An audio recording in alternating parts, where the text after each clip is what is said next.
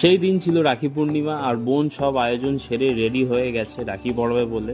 ছোটবেলা থেকেই এই দিনটা ওর জন্য খুব পছন্দের একটা দিন, আমায় রাখি পড়াবে বলে। তো এইবার মিষ্টি খাওয়ার পালা। তো ও একটু খাইয়ে দিল, আমিও আবার ওকে একটু খাইয়ে দিলাম মিষ্টি। আর এই নমস্কারটা হলো বেশ, যেদিন বোন একটু ঘটা করে প্রণাম করে। তো ওর জন্য এই ছোট্ট গিফটটা আমার তরফ থেকে, যেটা পেয়ে ও খুবই খুশি হয়েছিল, স্পেশালি পপকর্ন দেখে।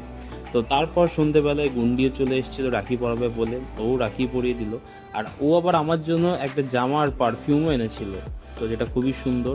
তো থ্যাংক ইউ এটা। আর ওর জন্য একটা ছোট্ট গিফট আমার তরফ থেকে, যেটা পেয়ে ও খুব খুশি হয়েছিল।